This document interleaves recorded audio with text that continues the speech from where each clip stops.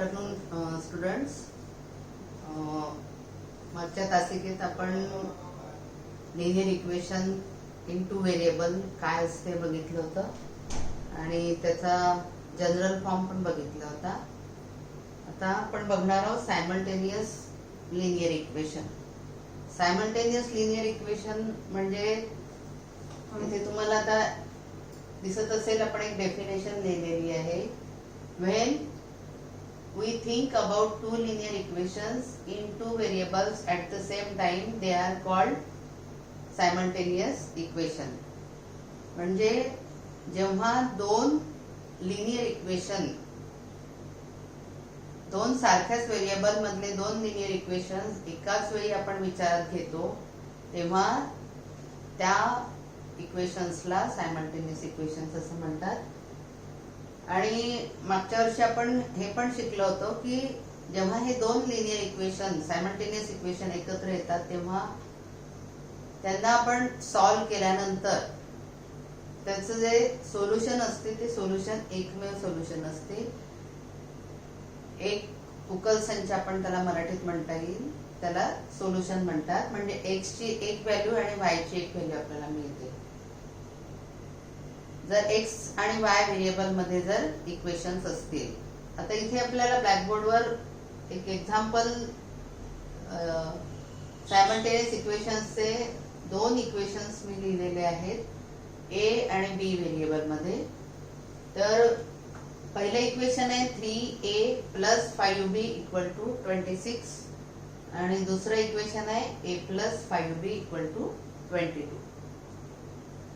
Equation 1 मध्ये तुम्हाला दिसत असेल की व्हेरिएबल ए आणि बी आहे आणि दुसरं इक्वेशन आहे त्याच्यात पण व्हेरिएबल ए आणि बी. म्हणजे दोन्ही इक्वेशन्स मधले व्हेरिएबल्स काय असले पाहिजे, सारखे असले पाहिजे. आणि जेव्हा आपण हे इक्वेशन सॉल्व्ह करू तेव्हा त्या इक्वेशन्स सॉल्व्ह करणं म्हणजे त्या इक्वेशन्स मध्ये जे व्हेरिएबल्स आलेले आहेत त्या व्हेरिएबल्सची व्हॅल्यू फाइंड आउट करणं. म्हणजे ए ची व्हॅल्यू फाइंड आउट करायची आणि बी ची व्हॅल्यू. तर दोन्ही व्हेरिएबल ची आपल्याला व्हॅल्यू फाइंड आउट करायची आहे आणि दोन सायमल्टेनियस इक्वेशन जेव्हा आपण सॉल्व्ह करू तेव्हा आपल्याला ए ची एक व्हॅल्यू मिळेल आणि बी ची एक व्हॅल्यू मिळेल. मागच्या वर्षी 9th मध्ये आपण दोन मेथड शिकलेलो आहोत. Simultaneous equation, how to solve simultaneous equation. First one is elimination method and second one is substitution method. आता इथे जो प्रॉब्लेम आपण घेतलेला आहे हा आपण पहिले एलिमिनेशन मेथड. एलिमिनेशनचा अर्थ म्हणजे काय की इथे जे दोन व्हेरिएबल दिलेले आहेत त्या दोन व्हेरिएबल पैकी एका व्हेरिएबलचं आपण निरसन करायचं. निरसन म्हणजे कॅन्सल करायचा. मग आपल्याला एकच व्हेरिएबल तिथे ठेवता येईल आणि मग त्या व्हेरिएबलचे पहिले आपण व्हॅल्यू फाइंड आउट करायची. मग ती व्हॅल्यू फाइंड आउट केलेली व्हॅल्यू आपण दोन दिलेल्या समीकरणापैकी एका समीकरणामध्ये ती व्हॅल्यू सबस्टिट्यूट करायची, ठेवायची. म्हणजे आपल्याला जो दुसरा व्हेरिएबल आहे, दुसरा चल आहे, त्या चलाची व्हॅल्यू किंवा किंमत आपल्याला काढता येईल. आता इथे बघा 3a + 5b = 26 हे पहिले इक्वेशन आहे आणि a + 5b = 22 हे सेकंड इक्वेशन. आता एलिमिनेशन मेथड मध्ये मागच्या वर्षी शिकले, तुमच्या लक्षात असेल, आठवत असेल तर काय असतं की एलिमिनेशन म्हणजे जेव्हा आपण एका चलाचं निरसन करतो, एका चलाला कॅन्सल करतो तर कॅन्सल तो सहजासहजी होत नाही. तर आपल्याला पहिले त्या जे इक्वेशन्स आहेत त्याचं निरीक्षण करून, ऑब्झर्व करून पहिले ज्याला आपल्याला कॅन्सल करायचं आहे, ज्याचं आपल्याला निरसन करायचं आहे त्या व्हेरिएबलला आपल्याला त्याचे कोइफिशियंट्स आहेत ते कोइफिशियंट्स काय असले पाहिजे, सारखे असले पाहिजे, इक्वल असले पाहिजे. आणि इक्वल असले तरी पण जर त्यांच्या दोघांचे साइन जर सारखे असेल, दोन्ही इक्वेशन मध्ये त्या व्हेरिएबल्सचे कोएफिशियंट सारखे आहेत आणि साइन जर सारखे आहेत तर मग आपल्याला काय करावं लागेल की निरसन केव्हा होईल जर अपोजिट साइन असेल तर हे लक्षात ठेवायचं की जर प्लस प्लस असेल दोन्ही इक्वेशन मध्ये तो व्हेरिएबल कोएफिशियंट इक्वल आहे आणि व्हेरिएबल चे साइन इक्वल असेल तर आपल्याला त्यांचे सबट्रॅक्शन करावी लागते आणि जर एका इक्वेशन मध्ये प्लस असेल आणि दुसऱ्यामध्ये मायनस तर ऍडिशन करावी लागते. हे तुम्ही मागच्या वर्षी शिकलेले आहात. तर या ठिकाणी आता तुम्हाला लक्षात येईल की 3a + 5b = 26 हे फर्स्ट इक्वेशन आणि दुसरं इक्वेशन आहे a + 5b = 22. तर याच्यामध्ये तुम्ही ऑब्झर्व केल्यानंतर लक्षात येईल की आपल्याला गिव्हन आहे जो b हा व्हेरिएबल आहे, या व्हेरिएबलचे कोएफिशियंट्स इक्वल आहे म्हणजे आपल्याला ते इक्वल करायची गरज पडलेली नाही. दोन्ही इक्वेशन मध्ये व्हेरिएबल चे कोएफिशियंट पहिल्या इक्वेशन मध्ये 5 आहे, b चा कोएफिशियंट 5 आहे आणि दुसऱ्या इक्वेशन मध्ये सुद्धा b चा व्हेरिएबल b या व्हेरिएबलचा कोएफिशियंट हा 5 आहे. म्हणजे आपल्याला आणखी काही मल्टिप्लिकेशन करून त्यांचे कोएफिशियंट सारखे करायची गरज पडणार नाही आहे. पण एक लक्षात घ्या की दोन्ही इक्वेशन मध्ये 5b plus 5b plus 5b असल्यामुळे आपल्याला काय करावं लागेल तर इक्वेशन 1 मधनं इक्वेशन 2 आपल्याला सबट्रॅक्ट करावं लागेल, मायनस करावं लागेल, वजा करावं लागेल. म्हणून आपण इथे खाली बघा 3a + 5b = 26. त्याच्या खाली जे इक्वेशन दिले आहे a + 5b = 22. आता सबट्रॅक्टिंग करताना सबट्रॅक्शन मेथड करताना आपल्याला एक लक्षात घ्यायचं की जे सेकंड इक्वेशन आहे जे आपण सबट्रॅक्ट करणार आहोत त्या इक्वेशनच्या प्रत्येक टर्मचं साइन आपल्याला चेंज करावं लागतं. आता इथे प्लस a आहे तर इथे आपल्याला प्लस साइन चेंज करून मायनस करायला लागेल. इथे प्लस आहे हे सुद्धा मायनस करायला लागेल आणि इकडे +22 आहे तर हे सुद्धा मायनस करायला लागेल. तेव्हाच हे +5 आणि -5 = 0 होतील. म्हणजे +5b - 5b = 0 म्हणजे कॅन्सल होईल, त्याचं निरसन होईल. आता इथे 3a हा +a काय झाला -a म्हणजे 3a - a किती झाले 2a 2a. 5b - 5b = 0 आणि ही शेवटची टर्म आहे कॉन्स्टंट टर्म ज्याला आपण म्हणतो. इथे 26 आहे हे -22 म्हणजे 26 - 22 किती झाले 4. मग राहिलं काय इथे खाली 2a = 4. 2a = 4 मीन्स b ला आपण कॅन्सल केल्यामुळे आपल्याला कोणता व्हेरिएबल इथे राहिलेला आहे आता a. म्हणजे आपल्याला a ची व्हॅल्यू फाइंड आउट करता येईल. मग 2a = 4 आपल्याला काय पाहिजे आहे 2a ची व्हॅल्यू पाहिजे आहे का नाही, आपल्याला व्हॅल्यू पाहिजे आहे a ची. मग 2a आहे ट्वाइस a आहे तर ट्वाइस a म्हणजे 2 × a. मग तुम्हाला माहिती असेल की व्हाईल सॉल्विंग इक्वेशन जेव्हा आपण इक्वेशन सॉल्व करतो तेव्हा मल्टिप्लिकेशन असेल तर त्याची अपोजिट ऑपरेशन म्हणजे डिव्हिजन, ऍडिशन असेल तर अपोजिट ऑपरेशन सबट्रॅक्शन. तर या क्रिया आपल्याला कराव्या लागतात. म्हणजे हा 2 जो आहे हा इंटू मध्ये आहे, हा आपल्याला अपॉन केल्यानंतर हा 2 कॅन्सल होणार. म्हणून आपल्याला we have to divide on both side by 2. आपल्याला दोन्ही साइडला दोन्ही डिवाइड करावं लागेल तेव्हा आपल्याला फक्त a ची व्हॅल्यू मिळेल. आणि म्हणून आपण काय केलेलं आहे इथे 2a/2 ही क्रिया ज्या एका लेफ्ट साइडला केली तीच क्रिया आपल्याला राईट साइडला करावी लागेल तेव्हाच ते इक्वेशन बॅलन्स राहील. अदरवाइज तुम्ही जर एकाच साइडला क्रिया केली आणि या साइडला दुसऱ्या साइडला केली नाही तर इक्वेशन हे चेंज होईल, बॅलन्स राहणार नाही. म्हणून इक्वेशन सॉल्व करताना जर तुम्ही लेफ्ट हँड साइडला जी क्रिया करता तीच क्रिया आपल्याला राईट हँड साइडला सुद्धा करावी लागते. आणि म्हणून आपण divide by 2 on both sides केलेलं आहे. 2 कॅन्सल झाला, इथे ए आला, इकडे 4/2 म्हणजे वी हॅव टू डिवाइड 4/2 म्हणजे 2 नी आपल्याला 4 ला भागायचं आहे. 2 नी 4 ला भागितल्यानंतर आन्सर मिळते आपल्याला 2 म्हणजे a इक्वल्स टू 2. आपल्याला a ची व्हॅल्यू मिळाली आहे a इक्वल्स टू 2 म्हणजे एक व्हेरिएबल आपल्याला मिळालेला आहे. आता दुसरा व्हेरिएबल म्हणजे b ज्याला आपण कॅन्सल केलं होतं, निरसन केलं होतं, तो व्हेरिएबल त्याची व्हॅल्यू फाइंड आउट करायची. तर काय करायला लागेल आपल्याला, या a ची value substituting value of a in equation 2. जे सोपी इक्वेशन असेल, जे सहज सॉल्व करता येईल, त्या इक्वेशन मध्ये आपण ती व्हॅल्यू सबस्टिट्यूट करायची. म्हणून आपण सेकंड इक्वेशन मध्ये ती व्हॅल्यू ठेवली.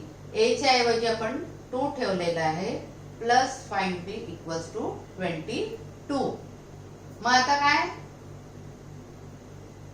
इक्वेशन सॉल्व करताना आपल्याला 1 बाय 1 स्टेप्स करावे लागतील. म्हणजे आपल्याला फक्त 5b लेफ्ट साइडला ठेवायचा आहे आणि जो 2 आहे हा 2 आपण एक डायरेक्ट करू शकतो किंवा मग तुम्ही +2 आहे तर मग त्याच्यातनं -2 दोन्ही बाजूला तुम्हाला करावं लागेल. दोन्ही साइडला 2 हा सबट्रॅक्ट करावा लागेल किंवा डायरेक्ट सुद्धा आपण करू शकतो की इकडे +2 आहे तर त्याला शिफ्ट करायचं आहे फ्रॉम लेफ्ट टू राईट. तर तो काय होईल 22 - 2 म्हणजे 5b इक्वल्स टू 22 - 2 झाला.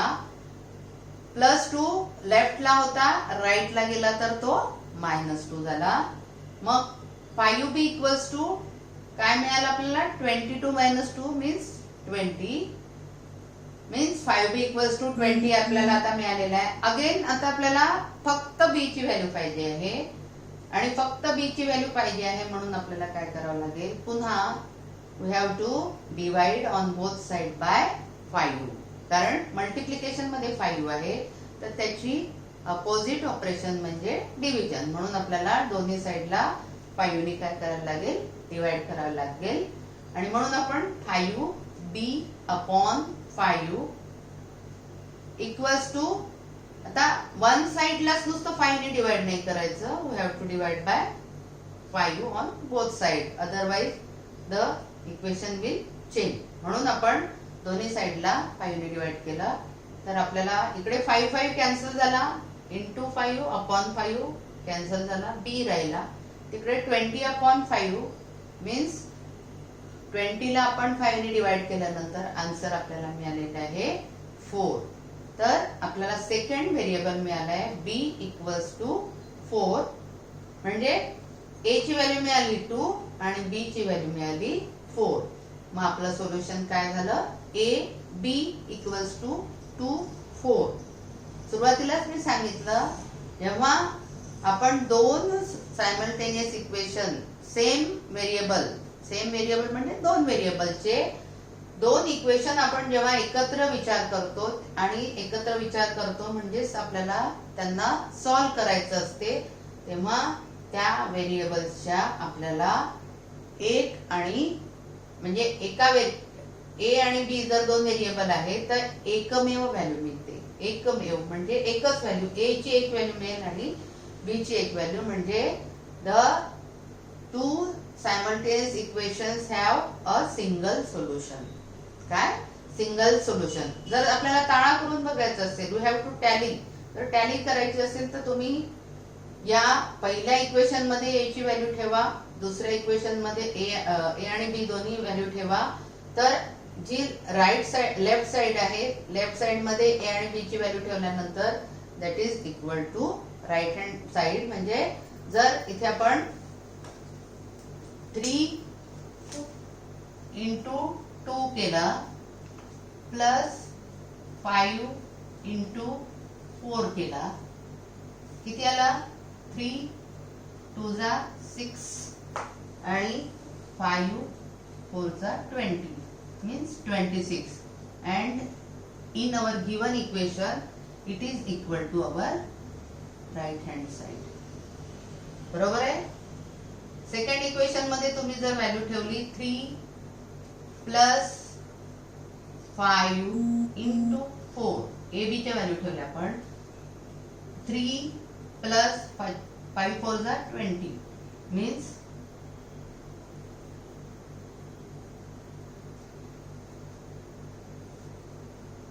2 plus 20 means we got 22 and that is equal to our given RHS. means आपण जे सोल्युशन फाइंड आउट केलेलं आहे that is correct. A आणि B च्या ज्या व्हॅल्यू फाइंड आउट केलेल्या आहे आपण that is correct. सो अशा पद्धतीने इलिमिनेशन मेथडनी आपल्याला हा दोन सायमल्टेनियस इक्वेशन सॉल्व करता येतात. दुसरी मेथड सबस्टिट्यूशन मेथड सुद्धा आहे. सबस्टिट्यूशन मेथड पर्यायी आपल्याला जर सेम इक्वेशन आपल्याला सबस्टिट्यूशन मेथडने सुद्धा सॉल्व करता येतं. आता तुमच्या बुक मध्ये दिल्यानुसार सॉल्व्ड एक्झाम्पल दिलेलं आहे. सॉल्व्ड एक्झाम्पल मध्ये एक्स आणि वाय व्हेरिएबल मध्ये दोन सायमल्टेनियस इक्वेशन दिलेले आहे. तर हे आपण तुम्ही घरी सुद्धा समजून घेऊ शकता. पेज नंबर 2 वर आहे. त्याच्यानंतर एक्झाम्पल 2 सॉल्व्ड एक्झाम्पल मध्ये दिलेलं आहे दॅट इज ऍक्टिव्हिटी. ऍक्टिव्हिटी दिलेली आहे म्हणजे एलिमिनेशन मेथडनीच इक्वेशन सॉल्व केलेलं आहे पण तिथे फिल इन द ब्लँक दिलेले आहे आणि त्या फिल इन द ब्लँक्स आपल्याला भरून काढायचे आहे. तर this is an activity you have to solve it. त्याच्यानंतर तिसरा अजून बघा याच्यामध्ये आपल्याला इक्वेशन्स वेगवेगळ्या प्रकारचे दिलेले असू शकतात. हे एक इक्वेशन हे दोन इक्वेशन आपण बघितले. अजून एक एक्झाम्पल आपल्याला बघता येईल.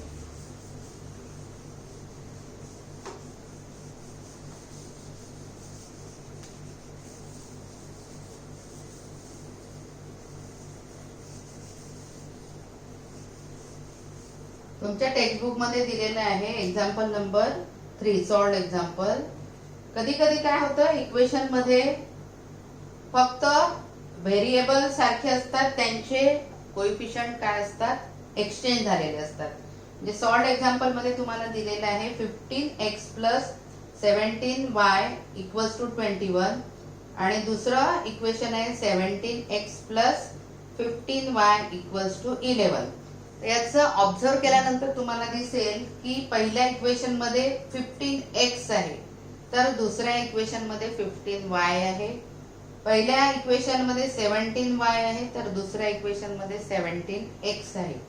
Means there is interchange. काय आहे इंटरचेंज. फक्त कोएफिशियंट इंटरचेंज झालेले आहे. तर अशा पद्धतीचे इक्वेशन सॉल्व करण्यासाठी आपल्याला एलिमिनेशन मेथड किंवा सबस्टिट्यूशन मेथडचा उपयोग करायचा नाही. तर त्याच्यासाठी आपल्याला दुसऱ्या पद्धतीचा वापर करता येईल आणि ही पद्धत आपण पुढच्या पिरियड मध्ये पुढच्या तासिकेमध्ये पाहू. तर याच्यावर आधारित तुम्हाला होमवर्क म्हणजे प्रॅक्टिस सेट जो आहे 1.1 मधला फर्स्ट ऍक्टिव्हिटी आहे ती यू कॅन कम्प्लीट इट. ती सोपी आहे तुम्हाला करता येईल. आणि दुसरं solve the following simultaneous equations जे दिलेले आहेत त्याच्यामध्ये पहिलं दुसरं तिसरं चौथं पाचवं ही जे एक्झाम्पल्स आहे ही तुम्ही एलिमिनेशन मेथडनी करून आणायची आहे. 6वं एक्झाम्पल आहे त्याच्यामध्ये थोडासा फ्रॅक्शन्स आहे. तर फ्रॅक्शन्स जर असतील तर त्या फ्रॅक्शन्स मध्ये थोडासा तुम्हाला समजायला कठीण जाईल. तर आपण उद्याच्या पिरियड मध्ये ते बघू कसं सॉल्व करायचं. आणि इंटरचेंज असेल जेव्हा कोएफिशियंट इंटरचेंज झाले असेल, म्हणजे एक्सचा पहिल्या याच्यात एक्सचा कोएफिशियंट हा दुसऱ्या याच्यात वायचा असेल आणि पहिल्या याच्यातला बी वायचा कोएफिशियंट हा दुसऱ्या याच्यात एक्सचा असेल, तर कोणत्या मेथडनी करायचं आहे ते आपण उद्या बघू. सोपी मेथड आहे, त्याच्यामध्ये एकदा ॲडिशन आणि एकदा सबट्रॅक्शन करायला लागेल आपल्याला. तर आपण उद्याच्या पिरियडमध्ये ते बघू. ही मेथड तुम्हाला समजली असेल, मागच्या वर्षीच शिकवलेली झालेली आहे, त्याच्यामुळे ही जस्ट रिव्हिजन होती. आणि you can solve it. If you have any difficulty you can ask, you can message. तुम्ही उद्याच्या पिरियडमध्ये ते विचारू शकता. धन्यवाद.